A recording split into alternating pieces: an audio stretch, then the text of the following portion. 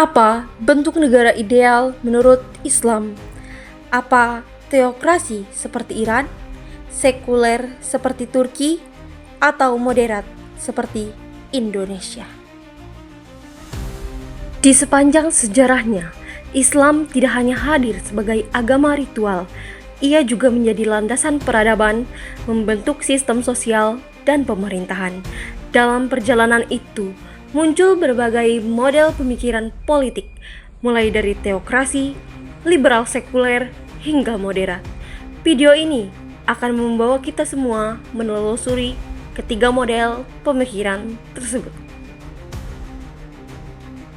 Sejak wafatnya Rasulullah Shallallahu Alaihi Wasallam, umat Islam terus mencari bentuk kepemimpinan yang ideal. Dari era Khulafaur Rasyidin hingga era modern, konsep tentang negara dan kekuasaan terus berkembang dan diperdebatkan.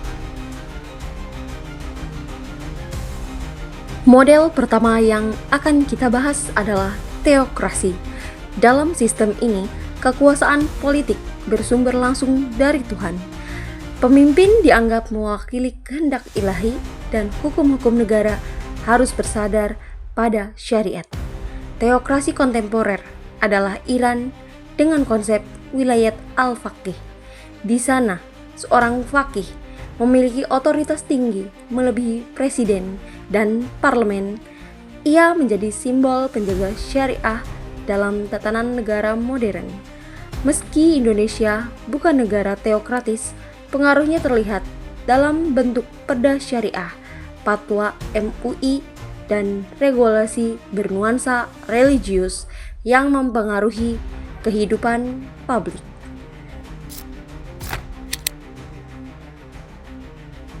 Pemikiran liberal sekuler menolak dominasi agama dan politik.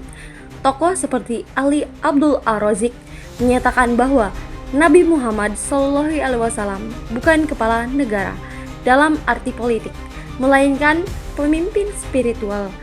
Nurholis Majid atau Cak Nur menjadi pelopor pemikiran liberal Islam.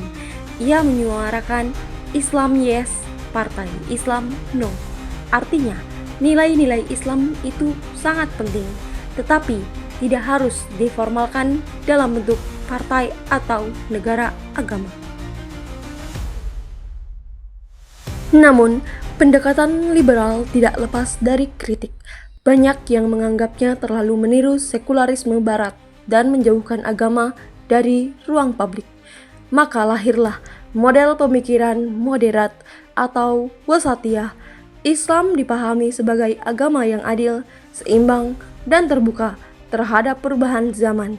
Islam dipahami sebagai agama yang adil, seimbang, dan terbuka terhadap perubahan zaman.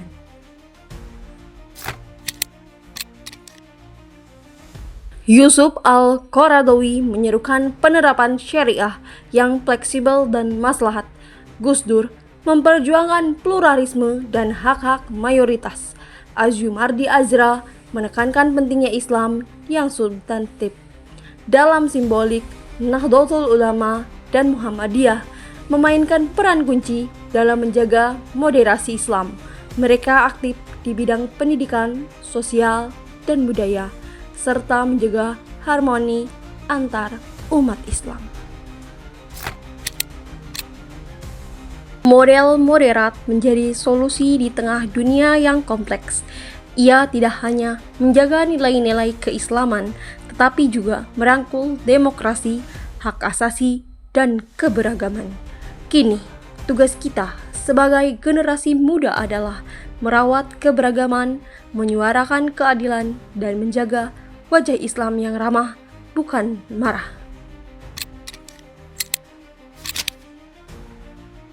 Ketiga model pemikiran politik Islam, teokrasi, liberal sekuler, dan moderat, menunjukkan betapa Islam kaya akan interpretasi dalam menghadapi dinamika zaman.